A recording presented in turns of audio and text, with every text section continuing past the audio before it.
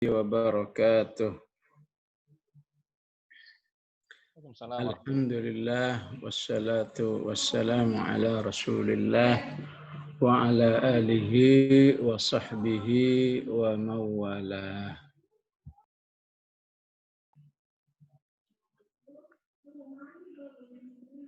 A'udzu billahi minasy syaithanir rajim. Bismillahirrahmanirrahim.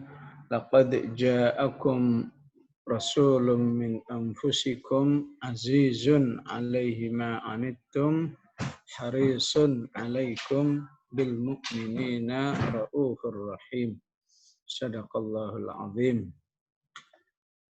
Alhamdulillah, dengan seizin Allah, taufiknya, hidayahnya, pagi hari ini kita insya Allah dimudahkan oleh Allah untuk berkumpul bersama saudara-saudara kita yang salihin salihat insya Allah.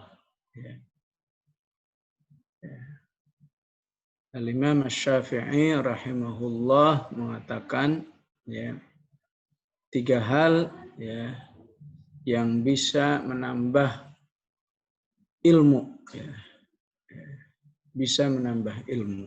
Pertama, mujalasatul ulama, ngumpul sama orang-orang yang berilmu. Yang kedua, mujalasatus sholihin, ngumpul sama orang-orang soleh.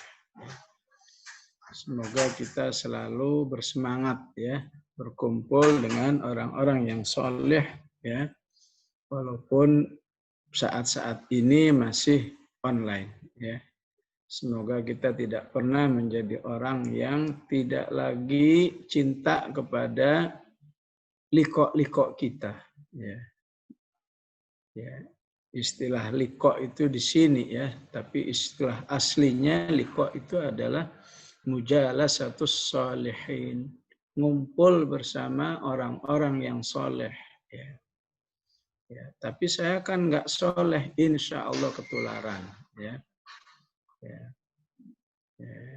Sebagaimana kata Imam Syafi'i di nasihatnya yang lain, betapapun saya bukan orang soleh, insya Allah ngumpul sama orang yang soleh menjadi soleh. Dan yang ketiga adalah meninggalkan hal-hal yang tidak bermanfaat bagi dirinya. Alhamdulillah, inilah yang harus selalu menjadi dambaan-dambaan kita, bahwa majelis-majelis seperti ini insya Allah termasuk majelis mujalasatus sholihin. Semoga Allah terus menguatkan para pengurus majelis ini untuk terus melayani umat, agar terus bertambah ilmunya, imannya, takwanya, harokahnya, dan semangat juang Islamnya insya Allah sebagaimana yang diinginkan oleh hadis ini insya Allah. Kita semua insya Allah tidak lupa bahwa kita dalam Rabiul Awal, terutama yang sering ikutan majelis Maulid Nabi pasti akrab dengan ayat ini. Laqad ja'akum rasulun min anfusikum. Ayat ini sering diulang kalau dalam majelis-majelis Maulid Nabi. Ada lagi laqad kana lakum fi Rasulillahi uswatun hasanah. Ada lagi Muhammadur Rasulullah walladzina ma'ahu asyidda'u 'alal kuffar. Ini ayat-ayat ini jika dibaca, Masya Allah, motivasi tarbawi, motivasi da'awi, motivasi jihadinya luar biasa. Telah datang kepadamu seorang Rasul dari dirimu, min anfusikum. Apa sih yang maksud dari dirimu itu? Artinya dia punya banyak kesamaan dengan dirimu sebagai manusia biasa. Dia makan, dia minum, dia tidur, dia istirahat, dia berumah tangga, banyak ya. Kekhususannya sangat sedikit ya. Jadi kenapa? Ya jadi peluang untuk menirunya, mengikuti jejaknya itu sangat besar ya. Dan bagi kita banyaknya kesamaan ini adalah nikmah ya. Nikmah yang bersifat ya tahfiz ya. Nikmat yang bersifat memberi motivasi ya. Tadi qari kita membaca ayat Al-Furqan, surat Al-Furqan. Al-Furqan itu secara umum ngajak kita rajin hidup dengan Al-Quran. Ya. Tabarakalladzi nazzala Al-Furqan. Ya. Di ayat yang ke-7 tadi ya menjelaskan bahwa Rasul itu banyak kesamaannya dengan kita. Kata orang kafir itu, wa qalu ma li hadzal rasul ya'kulut ta'am. Ya. Rasul yang sering mengajari kita itu selalu makan, artinya butuh makan. Wa yamshi fil aswaq, ya. Dia selalu ke pasar. Ya. Ya, belanja dan lain sebagainya. Wa yamshi fil aswaq, ya. Laula unzila ilaihi malakum fayakuna ma'ahu nadhira. Au yulqa ilaihi kanzun au takuna lahu jannah ya'kulu minha wa qala adh-dhalimuna in tattabi'una illa rajulan mashhura. Jadi bagi kita banyaknya unsur kesamaan dari Rasulullah terhadap diri kita sebagai manusia itu bermakna peluang yang besar untuk menjadi orang dengan derajat ketakwaan yang tinggi yang nanti akan dibahas di hadits 11 dan 12 ya. Tapi bagi orang yang memang berhati jelek ya, yang memang tidak cinta Allah, tidak cinta Rasulnya ya. Kesamaan dirinya dengan Rasul itu jadi masalah ya. Katanya ya, jadi ayat itu aslinya adalah sikap orang kafir yang cari-cari alasan untuk tidak mau menerima Rasulullah. Ya. Katanya Rasul manusia utusan dari Allah. Kok sama dengan kita makan-makan juga ya'kulut ta'am? Kok sama dengan kita sering ke pasar?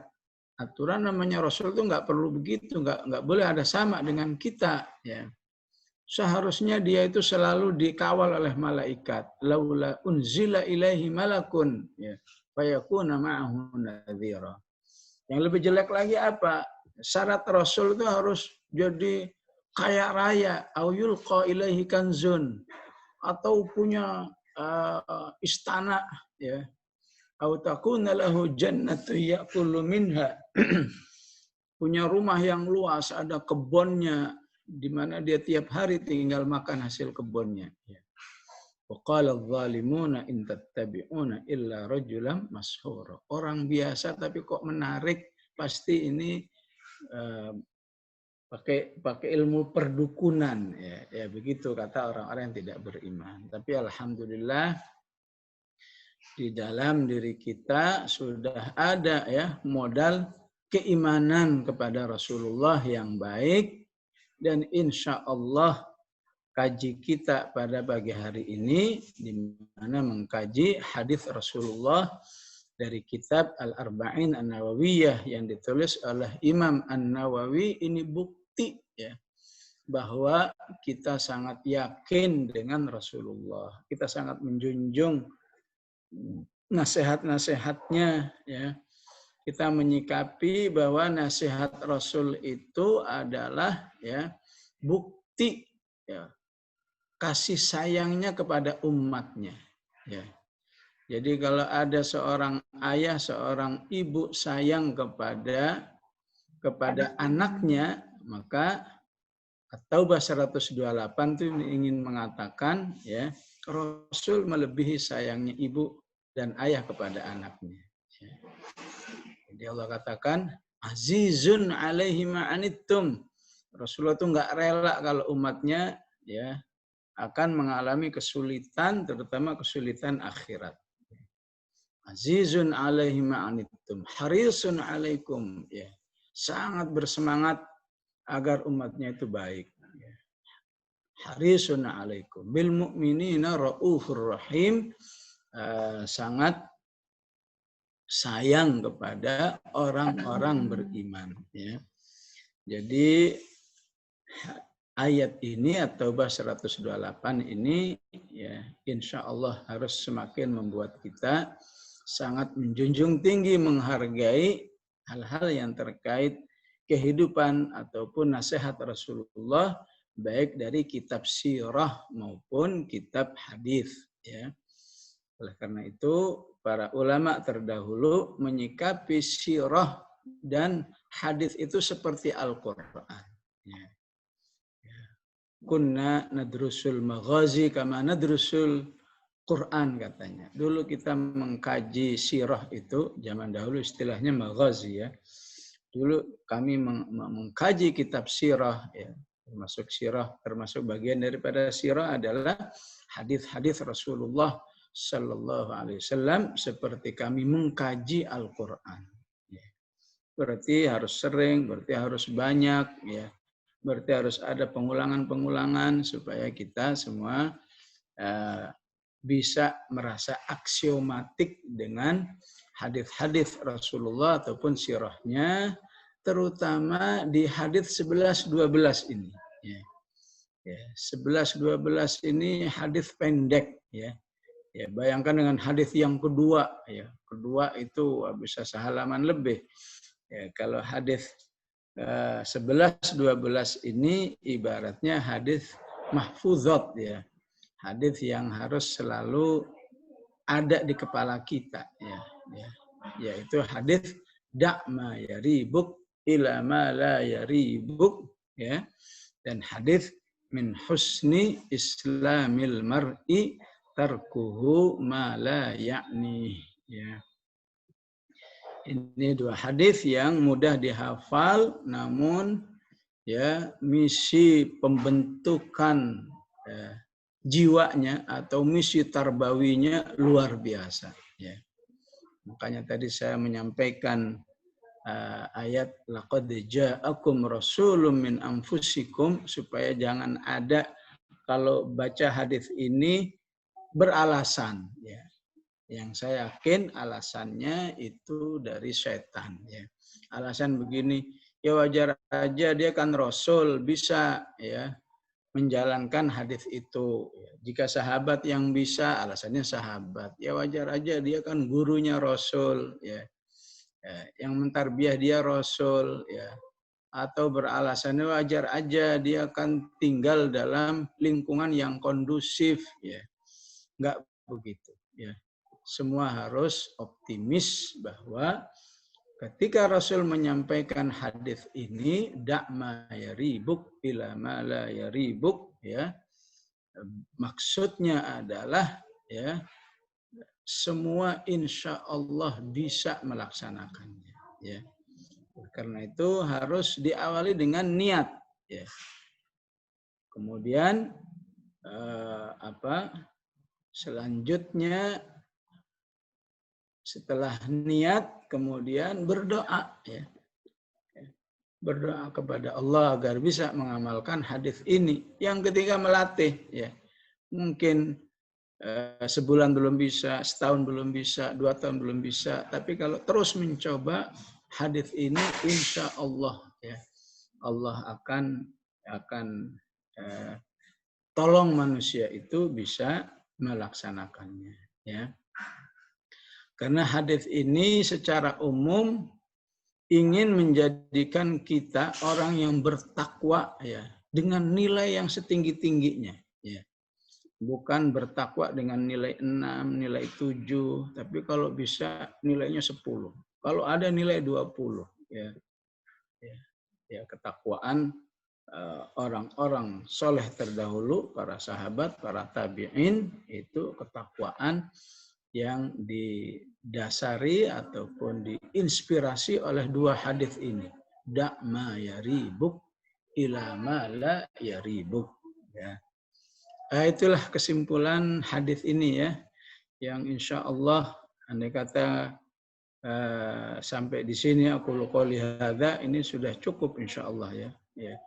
Tapi karena alhamdulillah saya dikasih waktu yang agak banyak ya, nggak apa-apa, akan kita bahas satu persatu supaya tambah banyak motivasi ilmu yang ada dalam hadis ini ya.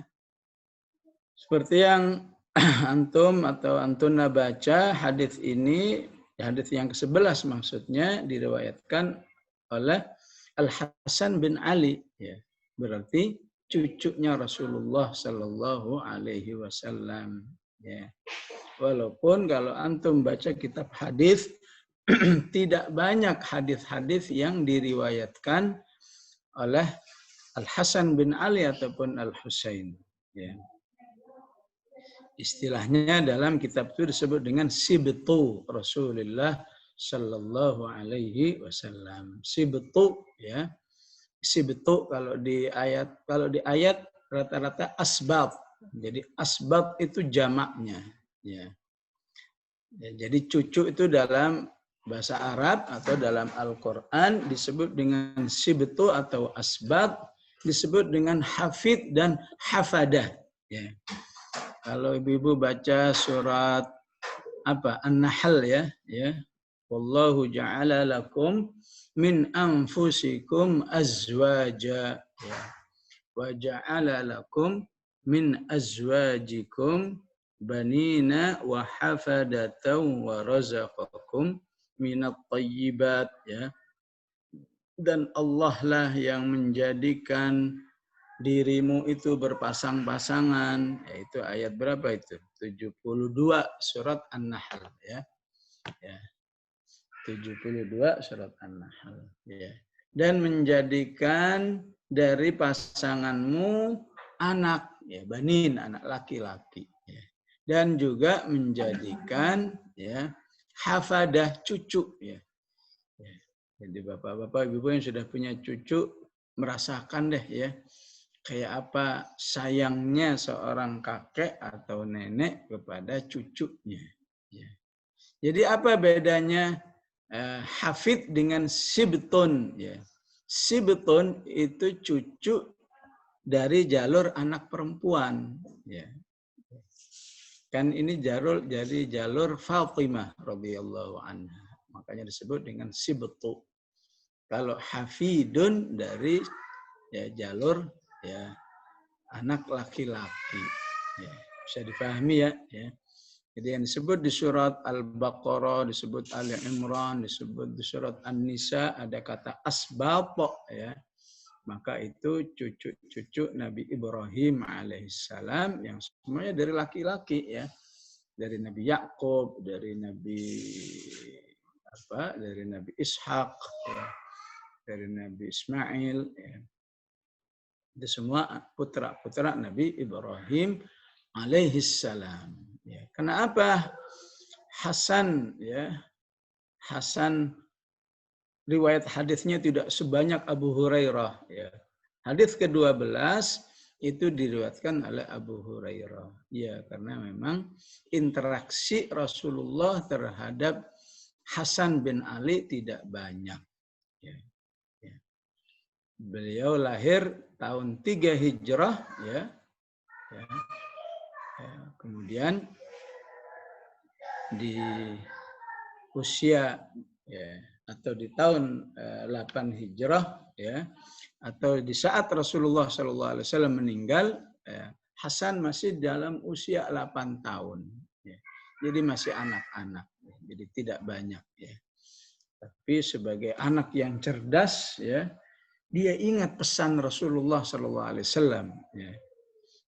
Anak-anak saja sudah cinta ilmu. Ya, ini yang menjadi pelajaran bagi kita semua, anak-anak kita, gimana supaya juga dibuat cinta ilmu. Oleh karena itu beliau Hasan yang masih kecilnya itu mengatakan hafiztu. Ya, saya ingat, ya, saya hafal pesan Rasulullah kepada saya. Ya. Yaitu da'ma yaribuk ila ma la yaribuk. Ya. Jadi dalam hadis ini atau dalam mengenal Hasan, ini biasa ya kalau manhaj mempelajari hadis itu memang harus selalu membuat kita kenal dengan perawi sahabinya, ya. Supaya kita jangan sampai ya terlalu awam terhadap kehidupan seorang sahabat yang apalagi ini notabene cucu Rasulullah, kesayangan Rasulullah, ya.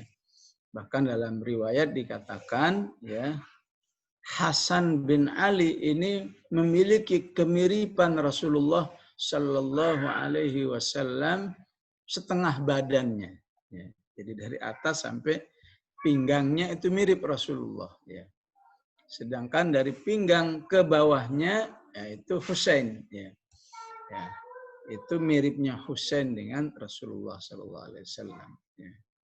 Oleh karena itu para sahabat sering terharu kalau melihat cucu Rasulullah ini Hasan bin Husain ini, ya, karena akan membuat ya kerinduan kepada Rasulullah yang luar biasa. Ya, ya.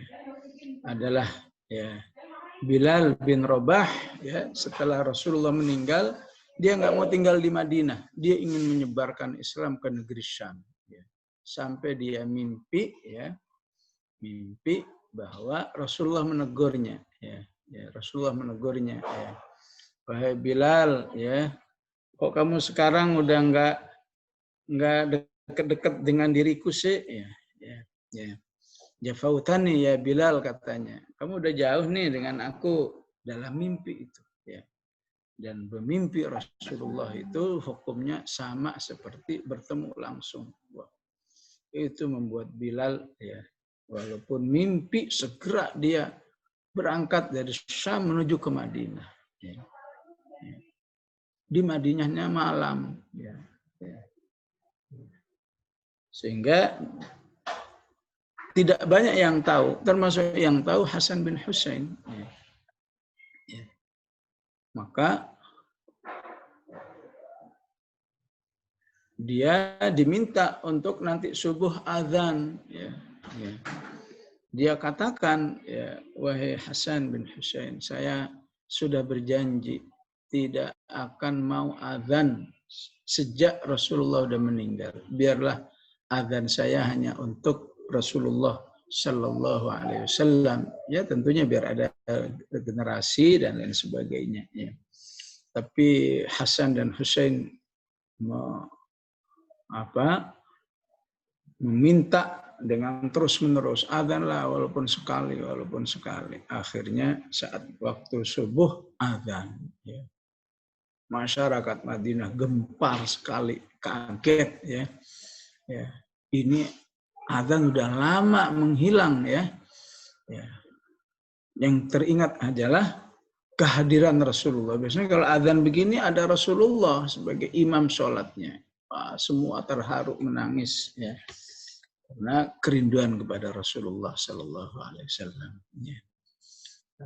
Begitulah bagaimana Hasan bin Husain itu membuat para sahabat selalu mengenang Rasulullah Sallallahu Alaihi Wasallam.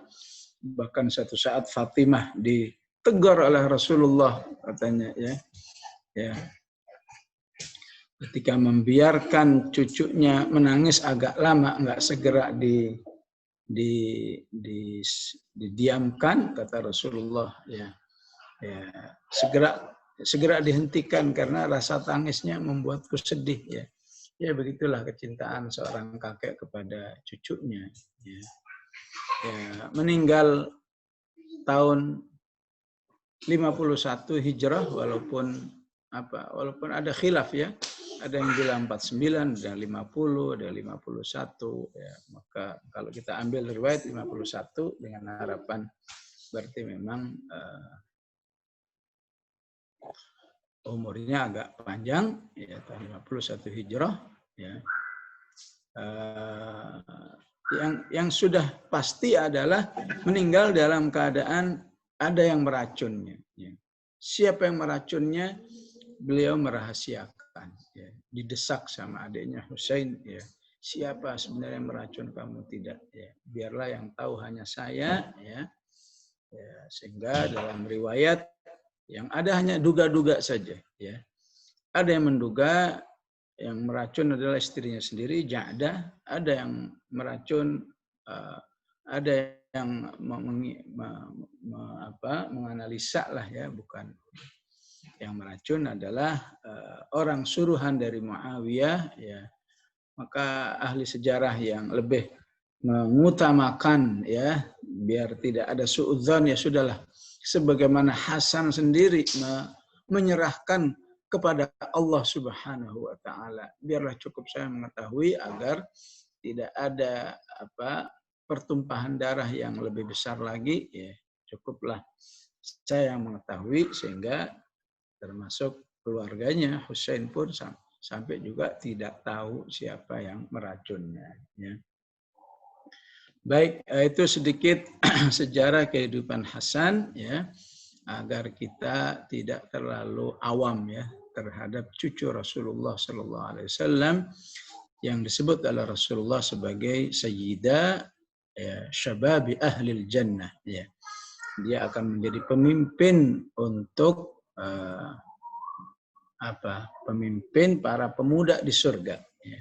Jadi termasuk yang dijamin masuk surga, ya. Hadisnya adalah tinggalkanlah ma la yaribuk, ya. Ma yaribuk, tinggalkanlah apa yang meragukan kamu, ila ma la yaribuk, ya, kepada yang tidak meragukan kamu. Artinya yang meragukan tinggal, yang yakin, yang membuat kamu tenang, silahkan lakukan, ya. Ini hadis yang sangat global, ya, yang kaitannya banyak dengan hadis-hadis lain, ya, ataupun ayat-ayat yang lain yang kalau saja dilaksanakan tidak saja menjadi manhaj amali, ya, konsep bagaimana beramal yang benar, ya. Yang lebih utama lagi manhaj tarbawi, ya, manhaj membina diri dengan pembinaan yang sangat bagus insya Allah, ya. Jadi kemiripan hadis ini adalah hadis lain yang diriwayatkan oleh Tirmidzi, ya, ya. Walaupun hadis ini hasan, ya, tidak sampai sahih, ya. Hadis yang mengatakan la yablughul 'abdu darajatal muttaqin, ya. Seorang hamba itu tidak akan meraih derajat ketakwaan yang tingkat tinggi, maksudnya, ya.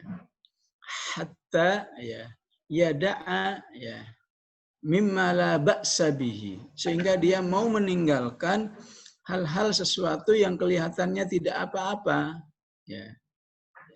Hadaran mimma bihi ba'sun, ya. Karena dia menjaga diri jangan-jangan ada apa-apa, ya, ya. Ya, singkat cerita, ya, ya. Orang yang bertakwa itu istilahnya, ya,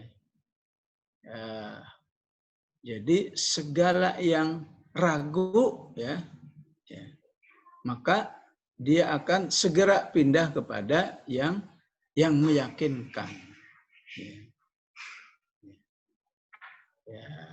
Apa contoh misalnya? Ya, contoh misalnya sering ini para ummahat, ya, ragu, ya, yang benar, ya, orang kalau membaca Al-Quran itu berwudu atau enggak, ya, ya.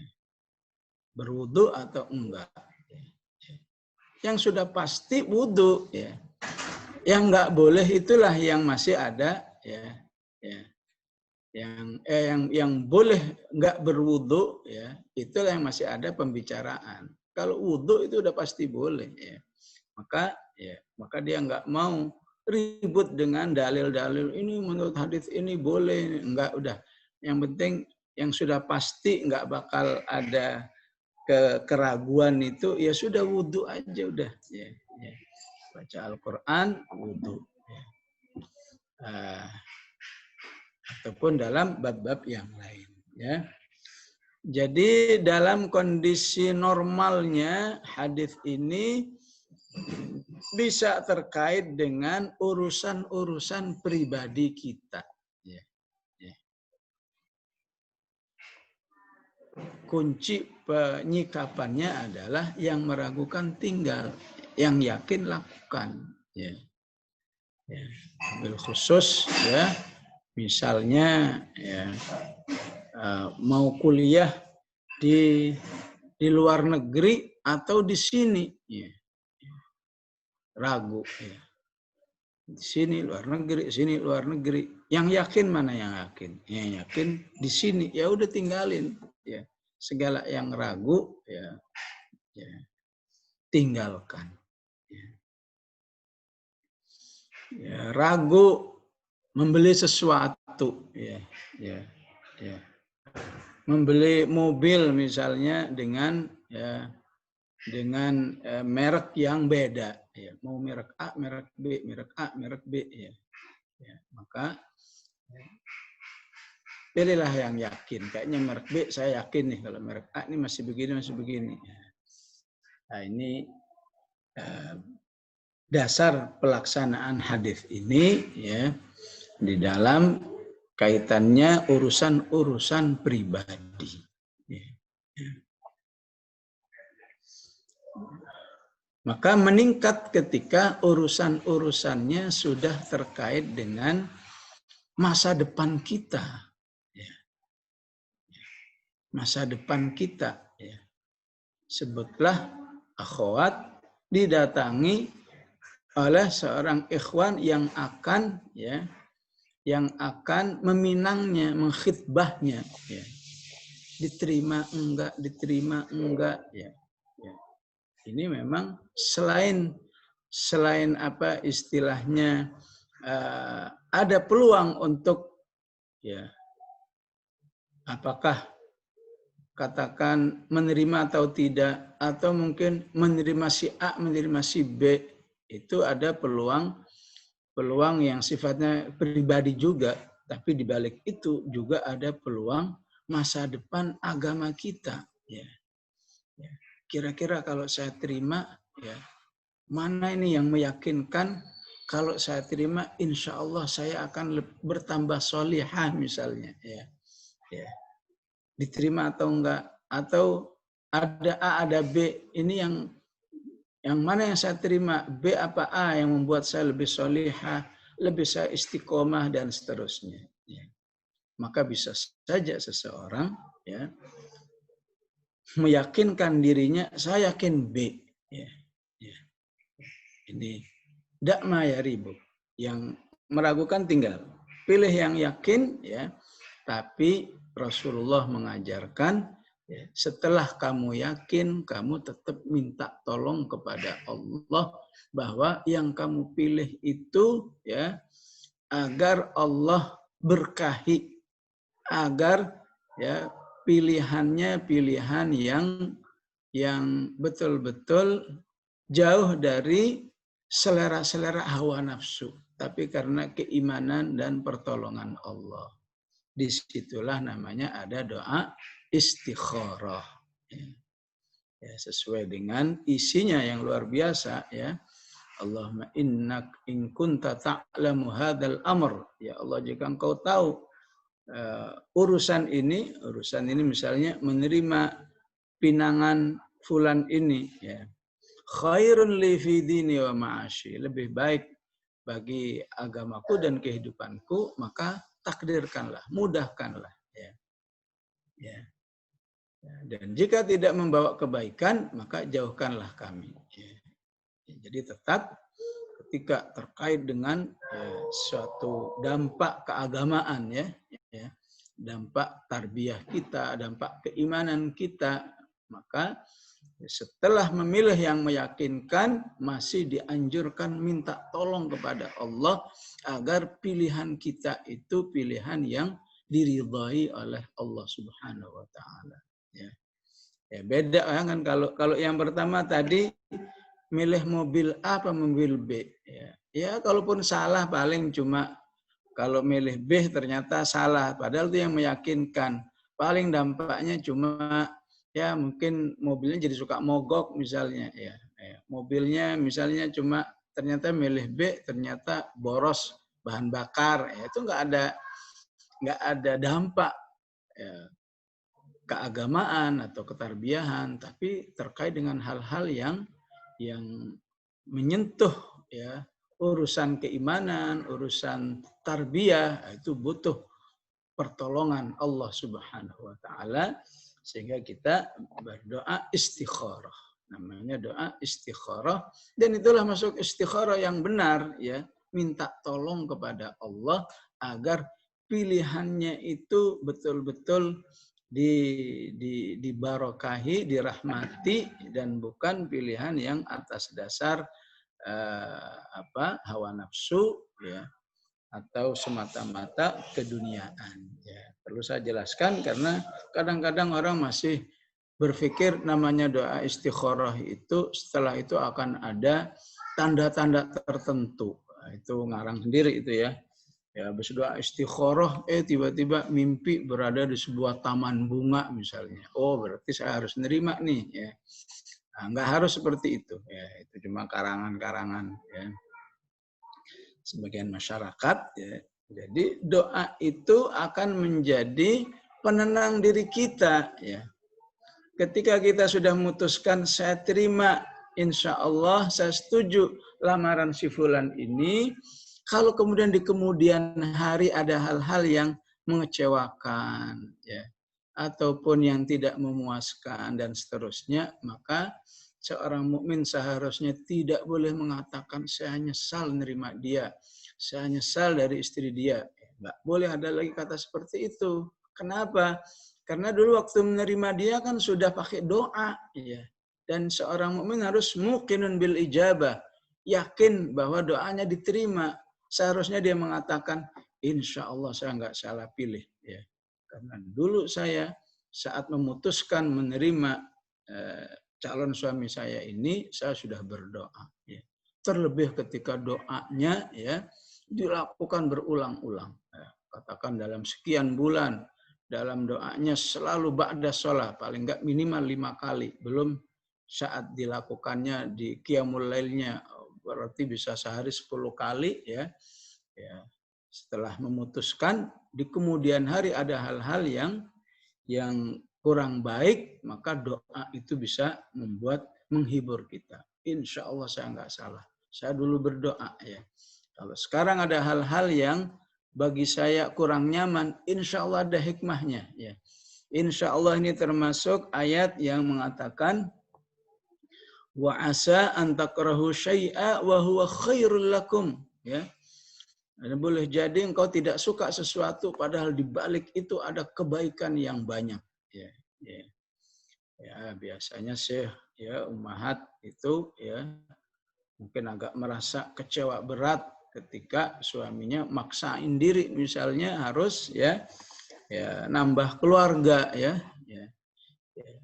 Mungkin bisa jadi itu nyesel saya, nggak ada begitu. Udahlah, yang penting dulu sudah berdoa, yakin semua di balik ini insya Allah ada hikmahnya supaya dirinya tidak hidup dalam penyesalan. Kan nggak enak ya hal yang seharusnya insya Allah dihusnudzani dengan baik, tapi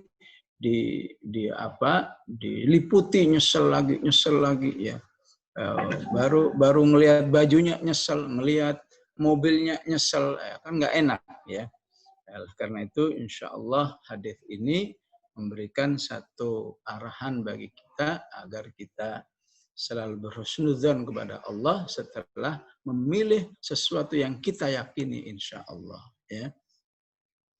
Kemudian hadis ini juga berlaku dalam pedoman pelaksanaan misalnya hukum-hukum ibadah ya.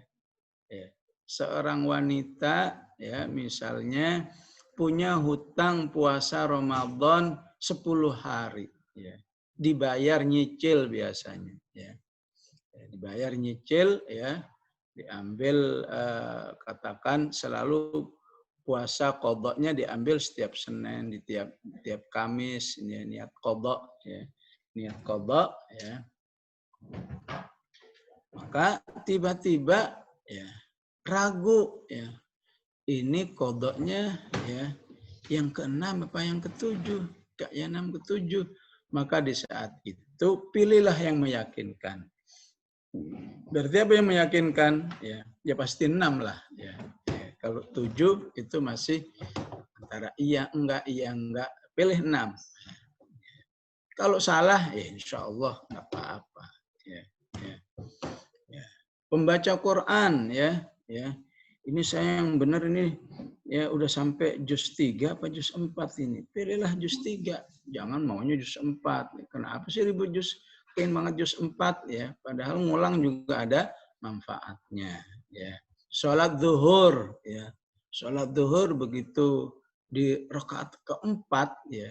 Tentu kata orang lain tapi kata pelakunya ini 3-4 ambil 3. Karena yang 3 itu pasti malayaribuk ya. Pasti itu tidak meragukan. Yang diragukan kan 4-nya. Ya. Tinggal setelah itu kita sujud sahwi ya. Termasuk yang juga dibahas oleh Rasulullah ya, orang yang hadas ya. Orang yang hadas ya. Ini kayak buang angin, kayak enggak, kayak buang angin, kayak enggak ya. Maka Rasulullah mengatakan secara khusus ini ya la tansarif ya. Jangan kamu batalin saat merasa kayak batal, kayak enggak, kayak batal, kayak enggak. La tansarif ya. Hatta tasma'a sautan ya. Sehingga tadi kamu dengar suara ya. Kalau ada suara ya, yakinlah bahwa itu memang hadas ya. Atau hatta tajida raihatan, atau kamu mencium bau tertentu baru yakin. Kalau cuma kayaknya udah itu kamu tinggal ya. Kamu hilangkan, kamu yakin enggak saya enggak batal ya. Berarti penting untuk hal-hal seperti ini apa? Ya, agar kita tidak masuk dalam perangkap syaitan ya, yang selalu yuwaswis, alladzi yuwaswisu fi sudurin nas ya. Dan wabil khusus waswas dalam hal ibadah ya. Ini akan membuat ya, orang jadi enggak khusyuk ya. Bayangkan kalau sepanjang rakaat 3-4 masih bingung ya. Padahal putuskan aja 3 ya. Putuskan aja enggak batal ya. Karena itu dikatakan dalam kaidah umum fikih adalah al-yaqinu la yazulu bisyak. Ya. Segala yang sudah yakin enggak bisa dibatalkan dengan keraguan. Ya. Udah 2 rakaat tiba-tiba tadi saya wudhu enggak ya? Tadi saya wudhu enggak ya? Maka yakinlah ya. Yakinlah sudah ya. Yang meragukan enggak wudhunya tinggalkan ya.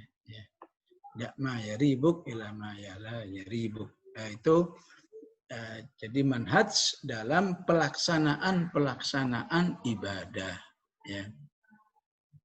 Dak ma yaribuk ila ma la yaribuk ini juga berlaku dalam hal ya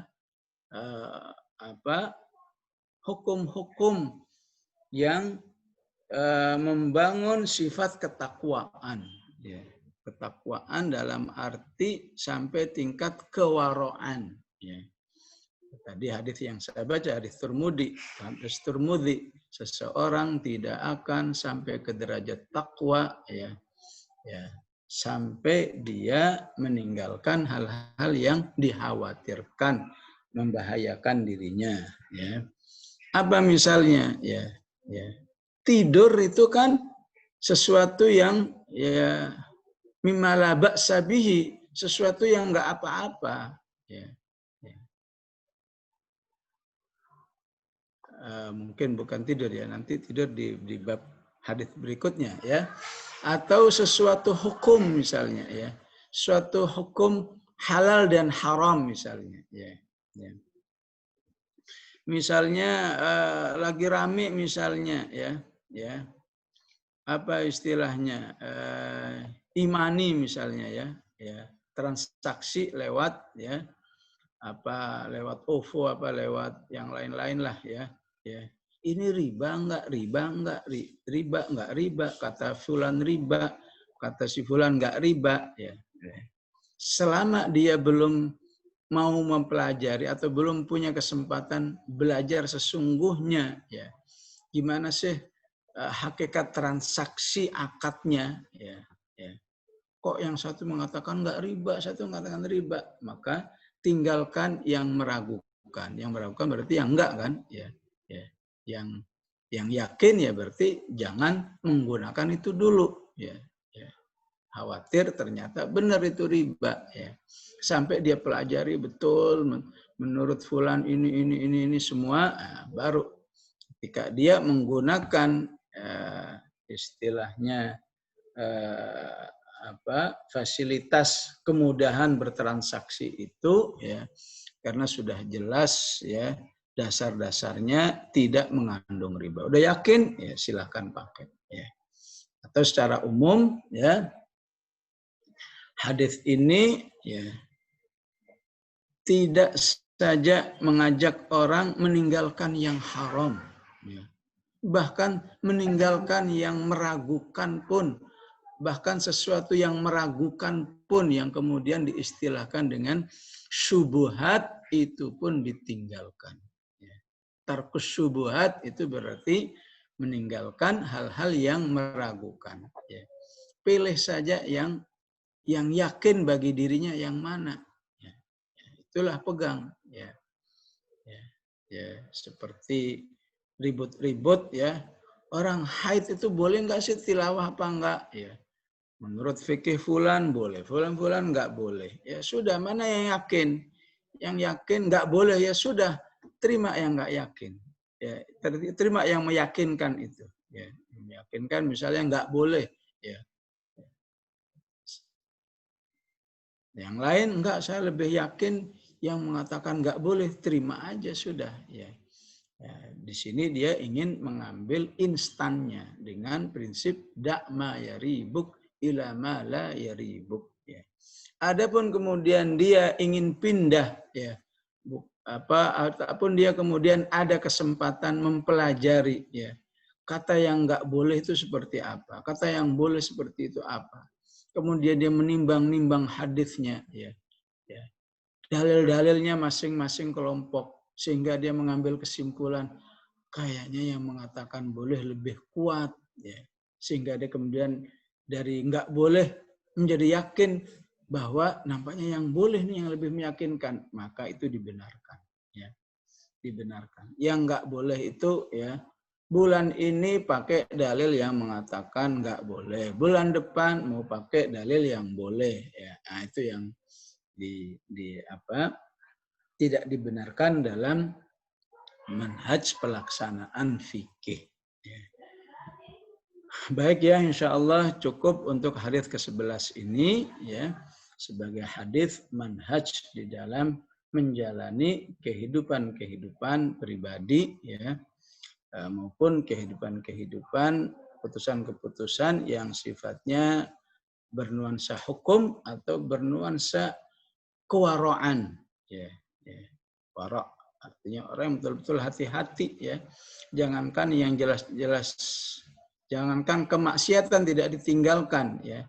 Yang masih meragukan saja sudah ditinggalkan. Ya. Nah, itu yang saya katakan dari awal tadi ya. Hadis ini harus membuat kita selalu dalam optimis bahwa tidaklah Rasulullah menjelaskan sesuatu kecuali Rasulullah tahu bahwa kita punya potensi untuk melaksanakannya. Ya. Utamanya dalam hal ini tadi menjadi orang yang meninggalkan yang haram, ya, bahkan siap meninggalkan yang syubhat, yang masih samar-samar. Ya. Sehingga ya, ketakwaannya menjadi lebih tinggi sebagaimana dijelaskan dalam hadis At-Tirmidzi tadi. Ya. Yang kedua, hadis Abu Hurairah, min husni islamil mar'i tarkuhu ma la ya'ni. bukti keislaman seseorang itu baik kalau dia bisa meninggalkan sesuatu yang tidak bermanfaat buat dirinya. Ya. Tidak bermanfaat saja ditinggalkan, apalagi yang membuat dirinya dosa. Ya. Mungkin pasti akan lebih ditinggalkan lagi. Di sini letak husnul Islamnya. Ya. Di sini letak husnul Islamnya. Maka para ulama, para orang-orang solihin menyebut hadis ini adalah kalamun jami'un mani'un. Nasihat Rasulullah yang singkat tapi padat. Ya. Oleh karena itu kita harus tahu di mana letak kepadatannya. Ya, kalau singkat semua sudah insya Allah bisa. Ya, kira-kira 5 menit atau 10 menit insya Allah kita hafal hadis ini ya. Min husni islamil mar'i tarkuhu ma la ya'ni. Ya. Jadi tingkat kepadatannya yang mana ya? Pertama kata para ulama, jika engkau tahu hadis Rasulullah yang lain yang pendek, yaitu dengan hadis yang berbunyi la taghdab falakal jannah. Ya.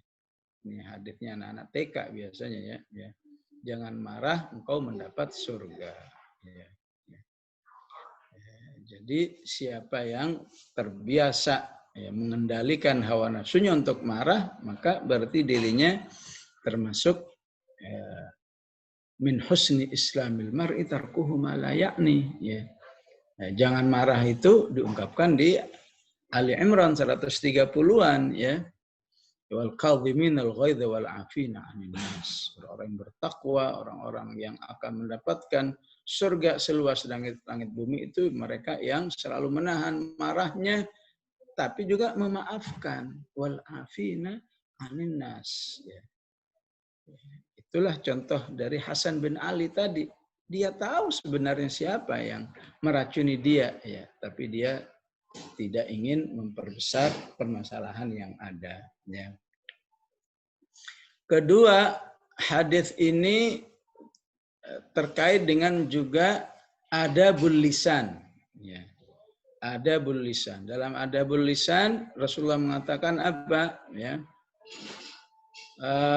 Man kana yu'minu billahi wal yaumil akhir falyaqul khairan aw liyasmut.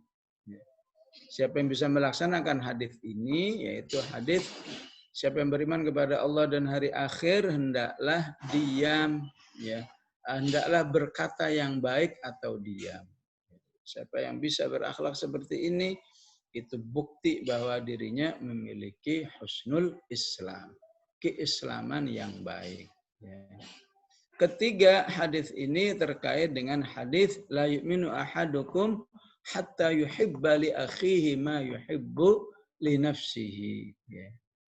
Segala sikap kita yang menghargai, memuliakan saudara kita yang ada di babul ukhuwah, ya, ya, maka ya, itu berarti Anda memiliki husnul Islam. Apa saja yang kira-kira yang nggak disukai oleh saudara saya ini apa ini? Ya, itu kalau kita tinggalkan, itu berarti Anda husnul Islam. Ya. Apakah bercanda yang berlebihan? Ya. Ya. Apakah misalnya parkir motor, parkir mobil yang kita kira-kira kita sendiri aja terganggu ya. Kalau ada orang parkir sendiri, tapi karena dia mengukur dirinya, saya nggak mau kalau seperti ini, maka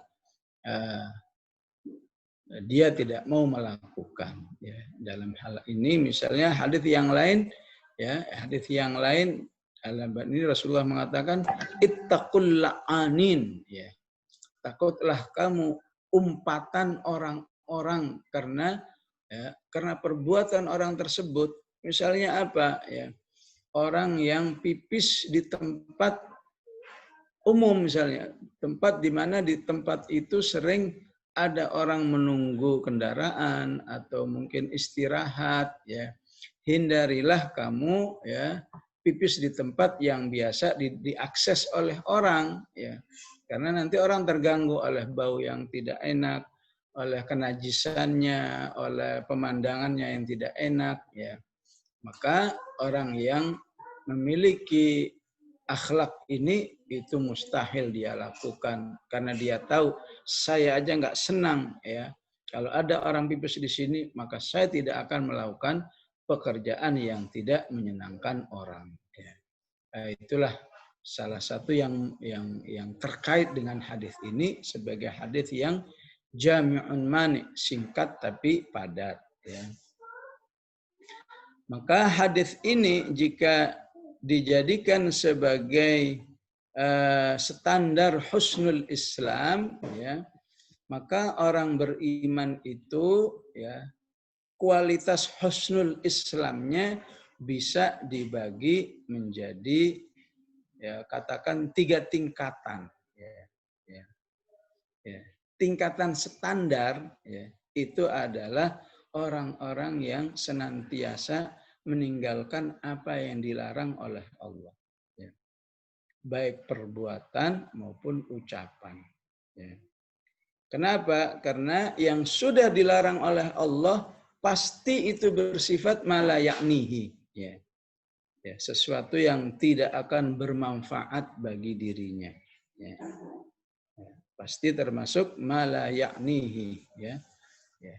Jadi tidak bermanfaat saja ditinggalkan, apalagi yang membahayakan. Ya.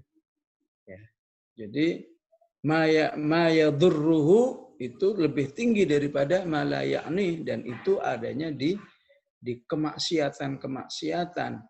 Walaupun Allah memberi satu predikat ini maksiat al-lamam ya. Al-lamam itu artinya apa? Dosa-dosa kecil ya. Walaupun termasuk shaghair atau al-lamam, tapi karena dia ingin mentarbiah dirinya dengan tarbiyah yang lebih baik, tetap ya maka itu menjadi perhatian yang besar. Ya. Jadi seperti ini ya sudah masuk husnul Islam, tapi dalam target yang standar-standar aja. Ya. Ibaratnya kalau ketakwaan bisa jadi ketakwaan apakah dengan nilai 7 kali ya, ya dengan nilai 7. Dan nanti meningkat menjadi nilai 8 atau 8,5 ya ketika ya prinsipnya sudah naik ya. Ya. Jangankan yang diharamkan, yang sudah diberi status maksiat ya. Yang statusnya makruh saja akan saya tinggalkan. Ya. Yang statusnya makruh saja akan ditinggalkan. Jadi kalau saja yang makruh saja ditinggalkan, ya, dan sesuatu yang makruh itu sudah pasti apa? Malayaknihi, ya, sesuatu yang tidak baik bagi dirinya. Ya. Jadi orang yang punya husnul Islam ketika diingatkan itu makruh akhi, itu makruh ya ukhti, maka dia nggak akan jawab, kan nggak dosa. Nah, itu jawaban orang yang belum hasanul Islam atau hasanatul Islam. Ya. Tapi orang yang memang ingin mencapai husnul Islam, betapapun dia tahu ini makruh, maka dia segera tinggalkan. Ya. Ya. Apa misalnya? Ya. Misalnya minum berdiri. Ya. Ya. Minum berdiri itu memang nggak dosa. Ya. Ya. Tapi sepakat makruh. Kenapa? Karena Rasulullah sesekali pernah minum berdiri. Abil khusus riwayat saat Rasulullah minum air zam-zam itu berdiri. Ya.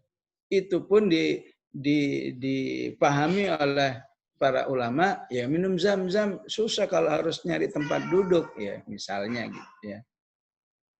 Sehingga memang minum berdiri tidak sampai haram, tapi makruh. Ya.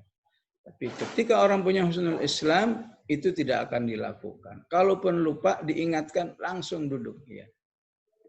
Nggak berlindung di balik hukum fikih. Ya. Ya. Jangan lebay dong. Ya, itu kan nggak dosa. Kenapa sih ribut banget? Nah, seperti itu ya. Ya. Maka berarti kita harus belajar mana saja yang makruh. Ya.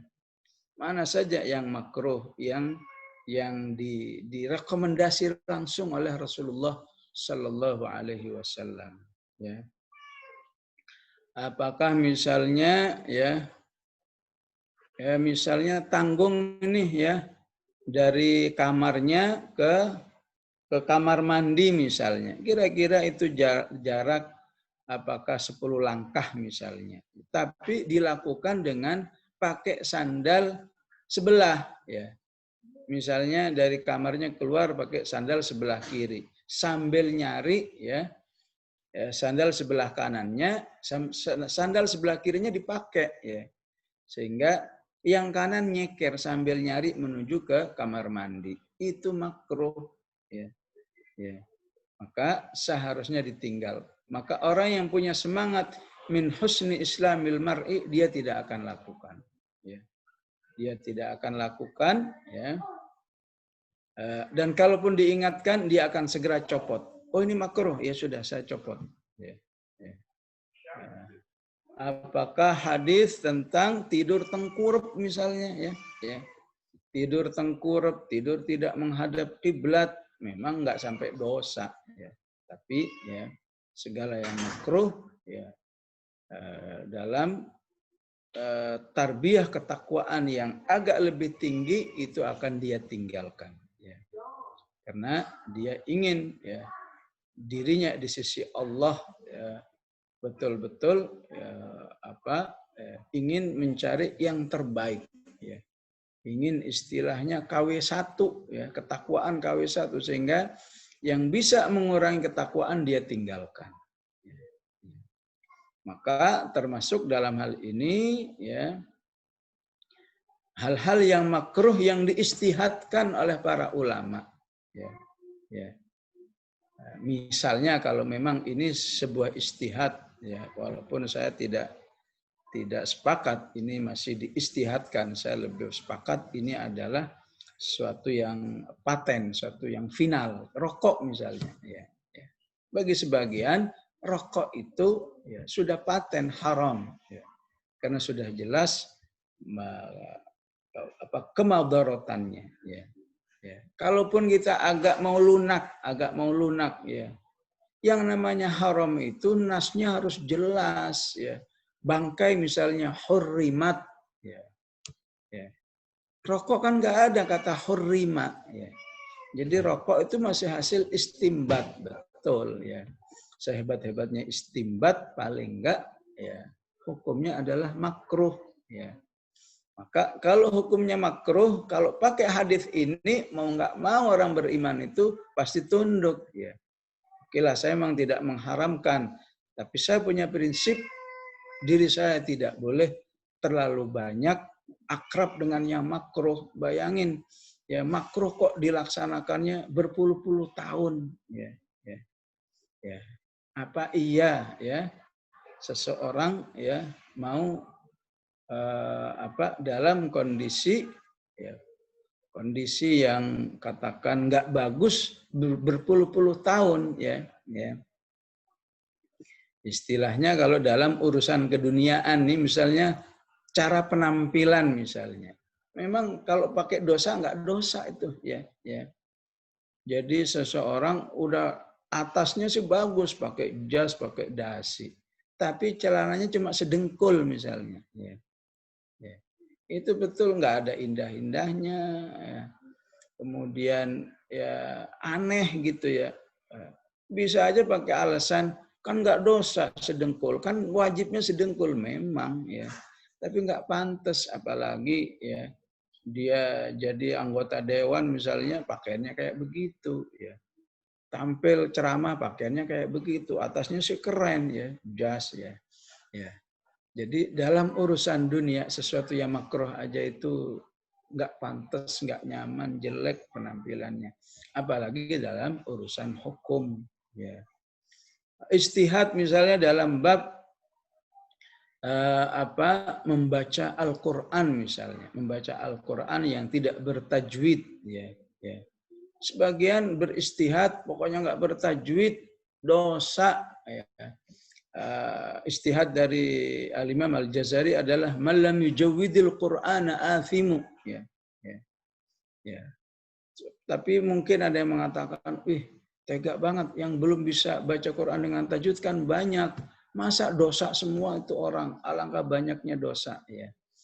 Sehingga ya kalaupun mau diistihadkan misalnya ya, itu cuma makruh nggak dosa. Masa tega semua orang tiap hari berdosa karena tilawahnya belum sesuai dengan tajwid ya. Andai kata pakai makruh saja, seharusnya kalau orang punya semangat hadis ini, min husli islamil mar'i tarkuhu ma la ya'ni, maka dia akan memiliki pemahaman berarti bacaan saya selama ini tidak memberi manfaat yang baik kepada saya ya. Apalagi belajar tajwid, belajar tahsin itu sangat terjangkau ya. Secara biaya pasti sangat terjangkau. Bahkan kalau memang betul-betul ingin gratis, ajuin aja ke lembaganya ya. Ajuin surat, mohon maaf saya bukannya nggak mau bayar, tapi saya terbatas. Insya Allah dilayani. Ya. Itu yang keimanan yang pertengahan ya. Keimanan yang lebih tinggi dalam melaksanakan hadis ini ya, bahkan yang mubah pun dia batasi dirinya. Ingat, dibatasi bukan ditinggalkan ya. Karena kalau mubah sampai ditinggalkan maka jatuhnya bukan husnu islamil mar'i tapi kepada tanattu' ya. Tanattu' itu berlebihan melaksanakan hukum ya. Segala yang mubah ya harus dibatasi. Kalau nggak dibatasi masuk malayaknihi ya. Sesuatu yang tidak bermanfaat bagi dirinya ya. Sebutlah misalnya ya yang paling harus kita waspadai itu gadget ya. Kondisi kita memang butuh gadget, bil khusus gadget-gadget yang bersifat hiburan ya. Ini malayaknihi. Memang tidak mungkin dihukumi haram, tidak mungkin dihukumi makruh, ya paling tidak mubah ya. Tapi kalau waktu yang digunakan untuk gadget jauh lebih banyak daripada tilawah Qur'annya, daripada yang lainnya, maka ini bisa ya berarti orang jatuh kepada malayaknihi yang berlebihan ya. Apakah yang senang dengerin nasyid misalnya ya. Dikit-dikit nasyid ya, hampir nggak ada dengerin Qur'annya ya. Maka ini memang nggak dosa tapi masuk malayaknihi. Padahal husnul Islam itu harus terlihat bisa meninggalkan malayaknihi. Termasuk tidur misalnya. Tidur itu dianjurkan wa ja'alna naumakum subata ya. Tapi kalau terlalu banyak, tidurnya udah sering membuat dia nggak tepat sholat waktu, tidurnya sudah sering mengganggu sholat qiyamul lailnya, tidurnya sering mengganggu nggak baca Quran dan seterusnya, maka seseorang sudah jatuh kepada malayaknihi. Ya. Sehingga dalam tingkat ketakwaan yang lebih tinggi, mungkin nilainya bisa 9 atau 10 ya, dia punya prinsip jangankan yang haram, jangankan yang makruh, yang mubah pun ya, kalau terlalu banyak pada diri saya akan saya tinggal. Karena itu Allah banyak memuji orang-orang yang mengurangi jatah tidurnya. Memang katanya tidurnya 8 jam, tapi karena dia ingin lebih banyak amal solehnya, dia kurangi. Maka dipuji oleh Allah di surat Az-Zariyat, kanu qalilan minal laili ma yahja'un. Orang yang bertakwa itu ciri khasnya mengurangi tidurnya. Bukan tidak tidur, ya, mengurangi. Di surat As-Sajdah dipuji lagi, tatajafa junubuhum anil madaji'. Bukan yang nggak tidur, dikurangi tidurnya. Ya. Analogi kehidupan nyatanya, ya, segala memang yang tidak perlu banyak itu jangan dibuat banyak, itu akan merusak. Ya. Ibu-ibu suka masak sayur asem, ya. Sayur asem sepanci, ya. Kira-kira garamnya perlu seberapa? Ya paling sesendok teh gitu ya. Kalau mau dikasih sekilo boleh nggak? Ya boleh, ya. Tapi setelah itu nggak bisa dimakan. Ya. Keasinan. Tapi kalau sendok teh, insya Allah masih bisa dimakan. Kalau nggak dikasih sama sekali, insya Allah juga masih bisa dimakan. Ya. Begitulah tabiat mubah itu tidak untuk dibuat berlebih-lebihan, ya. Tapi dibuat secukupnya. Ya. Agar dirinya tidak jatuh kepada ya, sesuatu yang malayaknihi. Ya. Bahkan termasuk dalam ini misalnya ya mengikuti perkembangan politik misalnya. Wah, ya. Kan itu kalau diikuti nggak selesai-selesai itu ya. Ya perkembangan politik si fulan, wah nggak berhenti ya. Maka harus ada batasannya. Ya. Ini sesi tilawah, ini sesi katakan mengajar. Ini sesi keluarga. Jangan sampai sesi keluarga pun, kesempatan ngobrol dengan keluarga pun yang dinilai amal soleh Rasulullah dihabiskan juga untuk urusan yang mubah-mubah, gadget atau yang lain, ya. Maka seseorang akan mengalami ya, kerugian, tidak mendapatkan husnu islamil mar, ya. Tidak mendapatkan kondisi keislaman yang lebih baik, ya. Alhamdulillah, ya, mohon maaf sejam lebih saya sampaikan karena memang haditsnya dua ya. Haditsnya sekaligus dua, semoga insya Allah bisa menjadi umumnya manhaj amal ya. Kemudian manhaj tarbiyah kita ya. Puncaknya adalah menjadi manhaj dakwah kita insya Allah. Saya yakin dakwah yang selalu didasari oleh semangat dua hadits ini insya Allah dakwah yang selalu menghasilkan ma'iyatullah, dukungan Allah Subhanahu wa taala karena Allah akan selalu berada dalam kebersamaan orang-orang yang soleh. Inna waliyallahu alladzi nazzalal kitaba wa huwa yatawallas salihin. Allah akan senantiasa membimbing, membackup, mengawal kehidupan orang-orang yang soleh. Ya, dan hadis ini tidak saja membentuk orang-orang yang soleh, tapi juga orang-orang yang soleh dengan kualitas yang tinggi. Hadanallahu iyyakum ajma'in wa hadakumullahu wa hadakum wa iyyakunna insyaallah. Wassalamualaikum warahmatullahi wabarakatuh.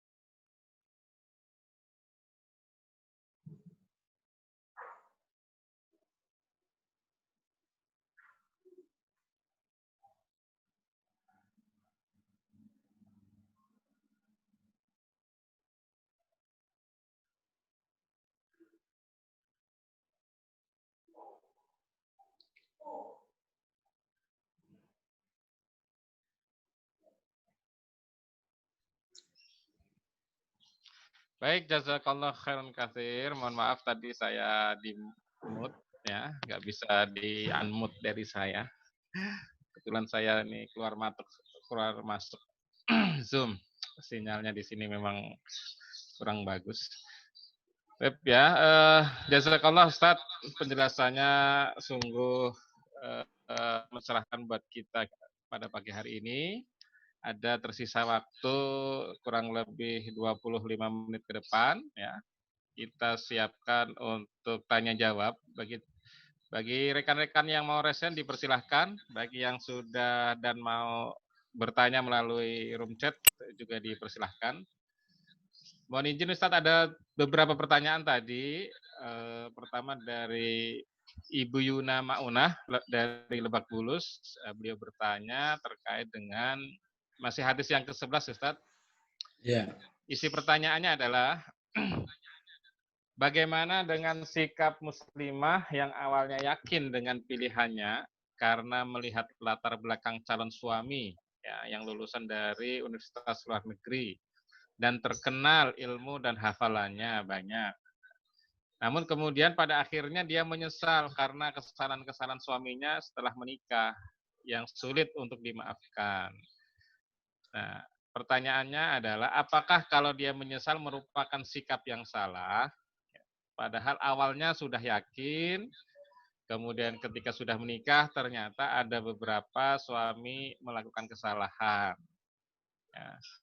Kemudian sang istri ini menyesal. Nah, yang beliau pertanyakan adalah apakah sikap menyesal ini sesuatu yang salah? Begitu, Ustaz. Baik, Bismillahirrahmanirrahim. Jazakillah atas pertanyaannya, ya. Jadi, ya, hadis ini kan kemudian diistimbatkan dalam sesuatu kaidah yang mengatakan al-yaqinu la yazulu bisyak. Ya. Keyakinan itu tidak bisa dihilangkan karena suatu yang meragukan. Akibat ragu jadi menyesal dan seterusnya. Ya. Ya, jadi memang bisa disebut salah ya. Dulu udah yakin, ya, tapi gara-gara satu peristiwa tertentu yang sulit dimaafkan jadi menyesal. Ya. Ya. Jadi kalaupun menyesal ya menyesallah ya, menyesallah dalam waktu yang terbatas, sehari 2 hari. Ya. Setelah itu harus mencari sesuatu yang bisa meyakinkan kembali, ya. Apakah dialog, apakah mengingatkan kepada suaminya, ya, agar tidak melakukan hal-hal yang membuat dirinya menyesal, ya. Apalagi seperti yang saya katakan tadi, ya, ketika dia yakin dulu kan sudah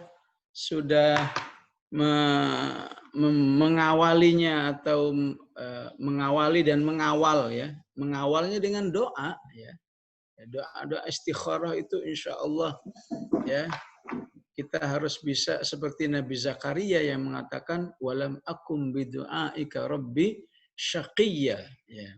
Segala sesuatu yang sudah dikawal dengan doa, insya Allah nggak ada yang mengecewakan, nggak ada yang menyengsarakan. Ya, ya. Jadi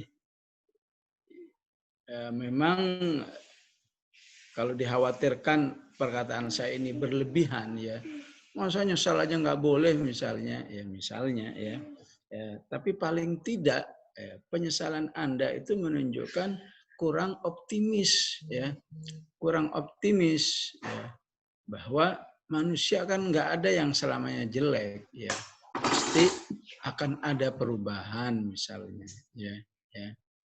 Jadi apalagi kita sudah berdoa, ya, segala yang sudah kita panjatkan kepada Allah, betapapun kelihatannya nggak baik, kita harus tetap husnudzon. Insya Allah sebentar lagi ini baik, insya Allah setelah ini baik, ya. Seperti itulah, ya. Kalau sudah berdoa, ya, kemudian kita perlu apa yang disebut di dalam akhlak ukhuwah, terlebih akhlak berumah tangga, ya. Ya, istilah ayatnya arrafa ba'dahu wa a'rada an ba'd. Ya, ya. Arrafa ba'dahu ba'd itu ada di surat At-Tahrim, ya. Kemudian kalau diistilahkan dalam sebuah akhlak namanya akhlakut taghaful, ya. Akhlakut taghaful itu jadilah orang yang lebih banyak mengingat saudaranya, terutama itu suami, ya, ataupun istri, lebih banyak mengingat hal-hal kebaikannya, ya, daripada kejelekannya. Ya. Betapa menurut kita, kejelekannya udah parah itu, ya. Ya inilah, ya, istilahnya tantangan kita untuk, ya, di sisi Allah, ya, terlepas orang lain mengaku di sisi Allah kita ingin tampil sebagai, ya, katakan wanita yang salihah di dalam berumah tangga. Fassalihatu qanitatun hafidhatul lil ghaibi bima hafizallah. memang kesalahannya ini luar biasa, sangat mengecewakan ya. Ya, tapi dia berusaha. Tapi dia insya Allah punya kebaikan-kebaikan yang lain. Apalagi kalau tadi diketahui bahwa insya Allah dia orangnya faqih ya. Faqih berarti banyak pengetahuan agamanya. Apalagi mungkin apakah 5 juz, 10 juz sudah hafal dan seterusnya ya. Ya. Maka kita harus berhusnudzon ya. Ya. Jangan terlalu fokus kepada realita yang ada ya. Apakah husnudzon dengan bahasa kalau orang yang seperti ini aja bisa mengecewakan ya. Nah, apalagi kalau orang dengan katakan ilmu agama yang sangat minim atau tidak ada dan seterusnya ya. Ya betapapun juga nggak jaminan juga yang nggak ngerti ilmu agama pasti jelek ya. Tapi dalam rangka menimbulkan rasa optimis ya. Insya Allah apa yang terjadi ya, kita sunudurnya itu temporal, itu insya Allah cuma dilakukan sekali atau 2 kali dan seterusnya ya. Sambil terus berdoa kepada Allah Subhanahu wa taala agar pilihan kita ini insya Allah bukan salah ya. Pilihan kita ini insya Allah tetap membawa kebaikan ya. Betapapun hari ini ya, atau bulan ini ya, bahkan tahun ini ya, hati kita mungkin kecewa, hati kita kurang nyaman misalnya ya, ataupun kalaupun ragu, kita harus mencari hal-hal yang bisa meyakinkan kembali lagi insya Allah, karena bagaimanapun perjuangan memperbaiki sehingga disebut dengan istilah islah ya, mensolehkan ailah itu menjadi amal soleh yang juga sangat diunggulkan oleh Allah Subhanahu wa taala dan Rasulnya. Wallahu a'lam.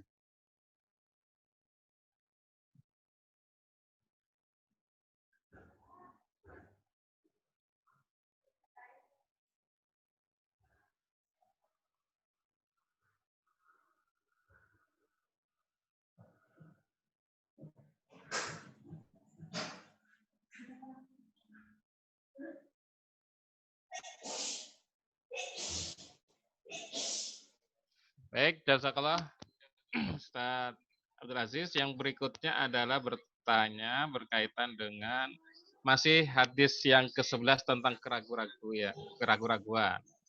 Ini dari Ibu Widarsri, Kebayoran Lama Selatan. Nah, beliau menganggap begini Ustaz kasusnya. Ketika tilawah Quran pada kondisi sedang haid, merasa ragu-ragu untuk tilawah dan menghatamkan Al-Quran. Namun ketika pada posisi haid tadi, beliau tidak ragu-ragu dalam menambah hafalan, ya, karena bertujuan mempelajari Al-Quran dan menghafalnya menggunakan terjemah dan mendengarkan suara atau qori gitu. Nah ini kira-kira seperti apa Ustaz? Jadi beliau ragu untuk membaca sendiri, tapi untuk menghafalkannya beliau tidak ragu-ragu. Dengan asumsi menghafalnya mendengar qori dan membaca terjemahannya. Begitu Ustaz. Untuk kalau ada ragu untuk tilawah ya. Ragu tilawah Al-Quran yang sifatnya hataman. Ya. Jadi kembali kepada prinsip ya, yang ragu ditinggalkan, yang yakin dikerjakan. Ya. Jadi kalau memang dengan meninggalkan sudah yakin ya udah tepat ya. Ya. Begitu juga sudah yakin bahwa menghafal dengan terjemahan mendengar ya, sudah yakin maka insya Allah sudah tepat ya. Jadi Allah alam menurut saya ini sudah tepat ya karena permasalahan memang ada pembahasan dalam hal ini. Ini bukan suatu hukum yang final ya, bukan hukum yang final sehingga ya, menurut saya sudah tepat apa yang disikapi dalam hal ini, ya, meninggalkan yang ragu, ya, dan melaksanakan yang sudah diyakini. Wallahu a'lam.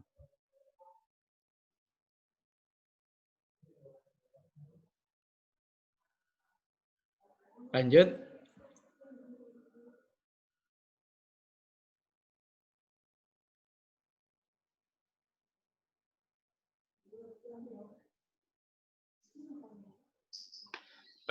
Ini posisi saya di unmute jadi nggak bisa langsung. Khair, Pertanyaan berikutnya dari Ibu Amani Saiman. Beliau menanyakan terkait dengan pengamalan hadis yang 11 dan 12 tadi.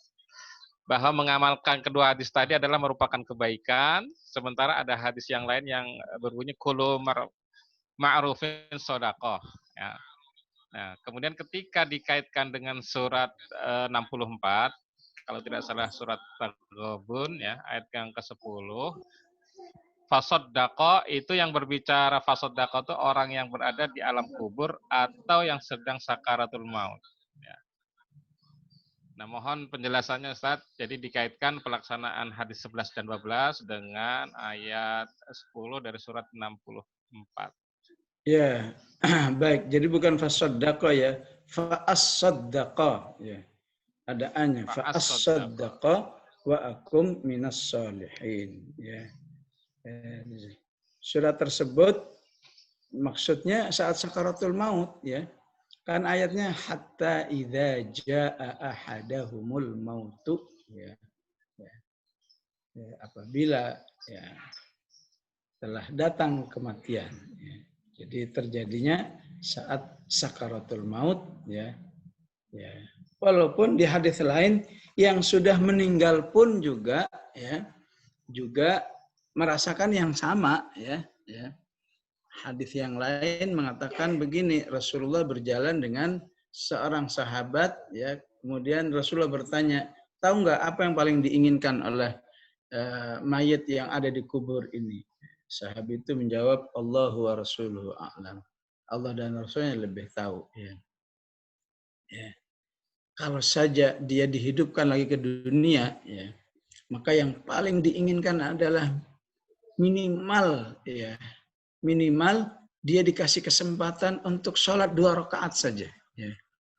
Apakah rakaat duha, apa rakaat qiyamul lail. Setelah itu silahkan kalau mau mati lagi dah. Ya. Ya. Ya. Jadi hampir sama akhirnya, ya, ya. Baik sakaratul maut maupun yang sudah meninggal pada hakikatnya memang ingin bersedekah, ingin menjadi orang yang soleh. Wallahu a'lam.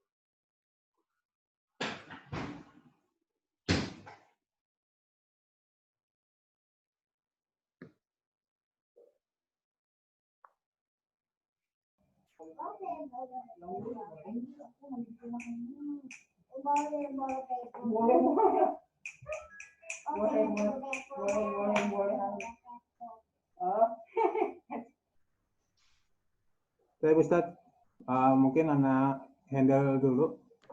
Ya, silahkan. Keluar tidak sengaja. Ini ada pertanyaan keempat dari Ibu Amani Saiman. Ustaz, meninggalkan maksiat lebih baik karena bagi seorang muslim mala ya'nihi. Tolong Ustaz jelaskan dalam surah Al-Kahfi ayat 40, teman yang mendoakan keburukan ke temannya yang sudah yang punya kebun, yang bunyi doanya wa yursila 'alaiha husbanan minas fatusbihal so'id waduh, lupa ini ayat bunyinya nih. Surah Al-Kahfi ayat 40 Ustaz. Jadi bagaimana tentang mendoakan keburukan teman yang punya kebun? Iya. Jadi ya wallahu a'lam ya. Pertama kita lihat ini cerita namanya kisah ya Ashabul Jannatain ya, mathalar rajulaini ya. Jadi dua orang, yang satu soleh, yang satu enggak soleh ya. Jadi kalau kita melihat ya, yang satu yang soleh ya, dengan mengatakan misalnya kelihatan kesolehannya dalam ungkapannya, nasihatnya walaula idh dakhalta jannataka qulta ma sya Allahu la quwwata illa billah ya. Ataupun dalam kesolehannya akafarta billadzi khalaqaka min turabin thumma min nutfatin thumma sawwaka rajula ya. Lakinnahu wallahu rabbi wa la usyriku bi rabbi ahada ya. Itu menunjukkan semua kesolehan-kesolehannya ya. Kemudian di ayat 40 dia katakan fa'asa rabbi ayyutiyani khairan min jannatik ya. Kemudian wa yursila 'alaiha husbanan minas sama' fatusbiha sa'idan zalaqa ya. Maka aslinya itu hanya menjelaskan tentang tabiat kehidupan dunia ya. Kehidupan dunia ya. Jadi seperti itu ya. Jangan sampai dunia yang istilahnya syari'uz zawal. Hakikat dunia itu adalah sesuatu yang lekas punah ya. Dan seterusnya ya. Jadi memang ayat ini sifatnya bisa tawassu' ya. Kemungkinan peluang yang lain ayat ini hanya menjelaskan tentang yang soleh itu menjelaskan tabiatud dunia ya. Bagaimana kamu istilahnya mengagung-agungkan ya kehidupan dunia ya. Dia katakan misalnya ana aktsaru minka malan wa a'azzu nafara ya. Suksesnya seseorang itu menurut saudaranya yang enggak soleh itu diukur berapa banyak hartanya ya.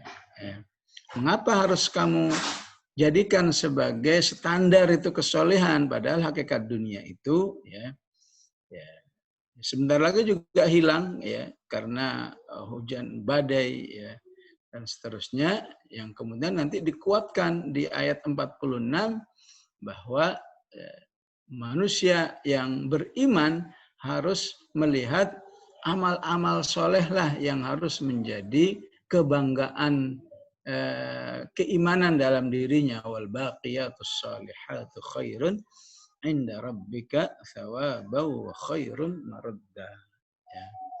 Ya. Kalaupun mau diartikan itu mendoakan kejelekan ya istilahnya karena ngomong seperti itu kemudian dianggap bernuansa mendoakan ya. Berarti kita harus memahami ijtihad orang soleh ini ya bahwa saudaranya ini sudah dalam kondisi yang berlebihan ya, berlebihan di dalam kecenderungannya kepada dunia ya, sehingga bisa jadi doa ya, yang disebut katakan doa negatif ini ya insya Allah bermanfaat untuk menyadarkan dirinya agar kembali ke jalan yang benar. Ya. Dalam hal ini Rasulullah juga melakukan ya. Apakah doa-doa Rasulullah dalam peristiwa Bi'ru Ma'unah ya. Rasulullah diminta mengirimkan 70 sahabat untuk diminta mengajarkan Al-Quran di sebuah kampung. Di tengah jalan 70 itu dibunuh habis. Maka Rasulullah ya kemudian mendoakan orang-orang yang membunuh sahabatnya itu sebulan lamanya. yang kemudian saat ini menjadi sebuah amalan yang disebut dengan kunut subuh. Itu kunut subuh awalnya dari hadis Bi'ru Ma'unah, yang kemudian ada yang memahaminya itu sebuah amal yang harus dilaksanakan seterusnya, ada yang cukup waktu itu saja udah ya. Ya, wallahu alam dalam hal ini ya. Ya, tentu kita harus bisa melihat sisi baik ya. Apakah dipahami itu sebagai doa, apakah itu cuma dipahami sebagai sebuah ancaman ya. Wallahu alam ya.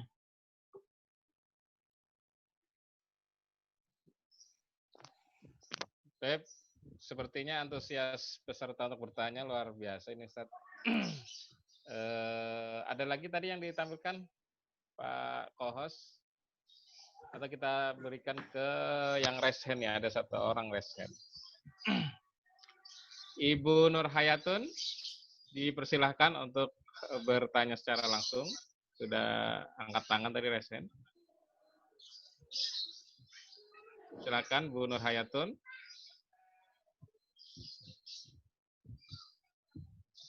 Ada atau tidak ini? Baik, tidak ada respon. Jadi Ustaz, tadi ada pertanyaan ketika sholat, singkatnya ketika ada sholat berjamaah, kemudian tadi imam, misalnya sholat isya,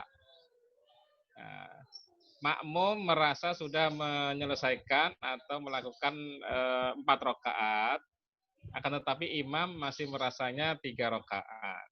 Nah, pada rakaat yang berikutnya, si imam itu tetap berdiri dan menambah 1 rakaat lagi. Padahal posisi makmum sudah memperingatkan ya, kalau nggak salah dengan kalimat tasbih begitu, Ustaz. Nah, ini seperti apa, Ustaz? Ya, jadi yang ada keraguan-keraguan imamnya, tapi si makmum ini sudah yakin betul bahwa dia 4 rakaat. Nah, posisi imam sudah diperingatkan, tapi imamnya tetap menambah 1 rakaat. Nah, posisi yang ditanyakan mungkin posisi makmum ini apakah tetap mengikuti sang imam atau dia salam duluan begitu, Ustaz? Masih tentang keraguan-keraguan, Ustaz. Ya, secara umum di sini ya ibarat sebuah amal jama'i ya. Sebuah kehidupan merintis adanya sebuah jamaah Islamiyah ya. Pentingnya as-sam'u wa tha'ah ya. Walaupun menurut dia ya pemimpin tidak memberi kebijakan yang tepat ya. Tapi ketika dia sudah meyakini ya seseorang bahwa dialah pemimpin yang tepat ya. Sudah diingatkan ini nggak tepat, tapi dia masih mengatakan enggak, ini insya Allah tepat ya. Maka ya di sini harus kembali kepada bahwa ya di balik mengikuti as-sama' wa tha'ah itu tetap lebih baik ya. Walaupun itu enggak sesuai dengan seleranya ya. Ya, artinya apa? Menjaga soliditas itu lebih baik ya. Ya, ibarat Nabiullah Harun alaihissalam ya,